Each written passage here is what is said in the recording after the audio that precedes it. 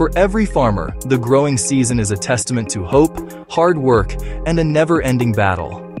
A constant watch against the forces of nature. Each seed planted in fertile soil carries the promise of a bountiful harvest, a promise that supports livelihoods and feeds communities. But this promise is always at risk. A silent invasion of pests can ruin months of dedicated work in just a few days. Leaves are full of holes, stems are weakened by insects sucking out the sap. Spider mite webs. It's a heartbreaking experience, not just because of damaged crops, but it's a direct hit on potential income and food security. This constant pressure creates a deep sense of distress and urgency, a desperate search for a reliable shield to protect the fruits of their labor. This is a battle fought on many fronts, where the enemies are tiny, numerous, and often hidden until the damage is already significant. Aphids, mealybugs, hungry caterpillars. They multiply at an amazing rate and drain the life from the crops. Farmers walk their fields every day, knowing that a slow response can lead to terrible losses.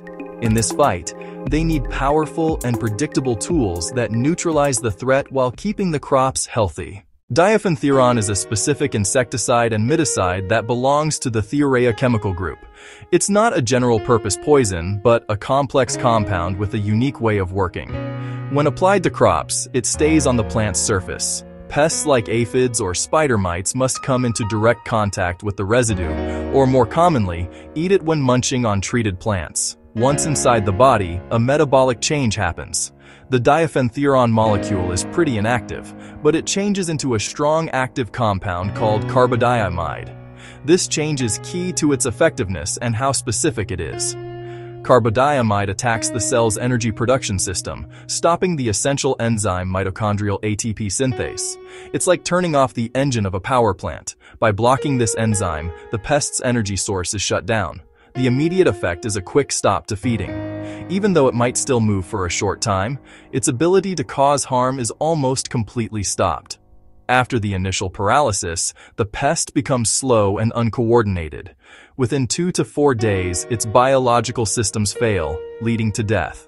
The delayed death makes sure the target population is completely eliminated. Diafenthiuron works well against many sap-sucking pests, aphids, mealybugs, leafhoppers, thrips. It's also a strong miticide against spider mites, and it controls diamondback moth larvae. It can be used on cotton, vegetables, fruits, and ornamental plants. Success depends on correct application, and Diafenthiuron is no exception. Timing is the most important factor. Spray at the first sign of pests. Target early, vulnerable life stages. Avoid letting the population explode. Spray during cooler hours, early morning, late afternoon to reduce evaporation and thermal drift, and when pollinators are less active. Following the label is for legal compliance and safety. Use the right dose for the crop and target pest. Using too little leads to poor control and resistance.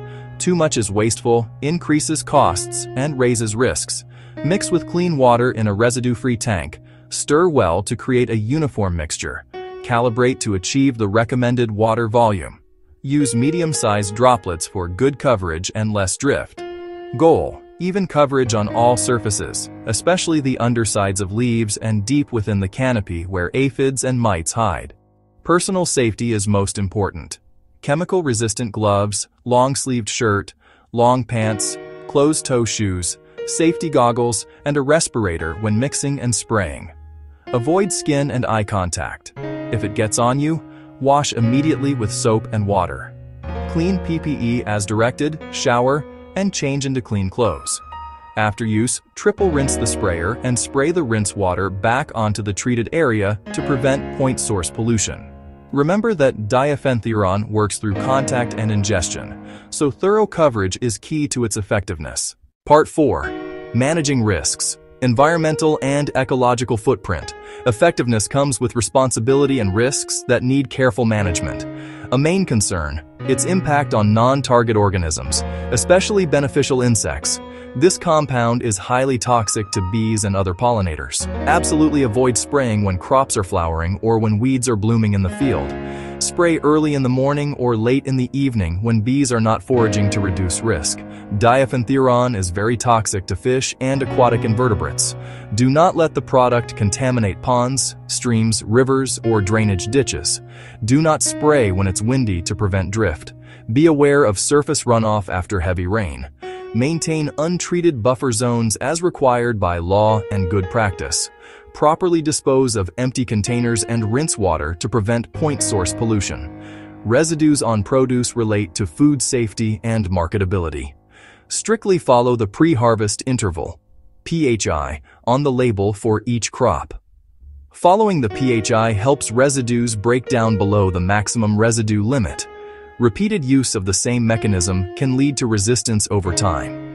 Rotate Diafenthiuron with different chemical groups to keep its effectiveness long-term and for sustainable control. Part 5. Beyond the silver bullet, applying integrated pest management. Relying only on one chemical, no matter how effective, is not sustainable. IPM sees the farm as an ecosystem, managing pests below economic damage levels using many tactics.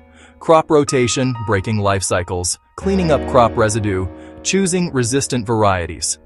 Regular monitoring to make decisions based on evidence instead of preventative spraying. Diafenthiuron is one tool among many, only used when monitoring shows it's necessary. Spray at the right time, in the right place. Integrating alternative methods reduces reliance on synthetic chemicals. Preserving and introducing natural enemies can be very effective.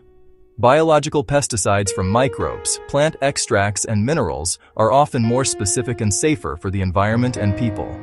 When chemicals are needed, the principle of rotation is crucial.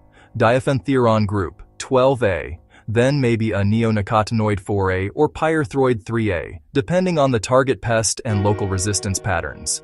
Prevent consecutive generations from being exposed to the same mechanism to slow down the evolution of resistance.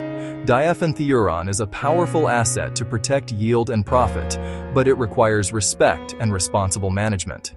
Follow the label, ensure personal and environmental safety, understand ecological risks, and integrate it into IPM.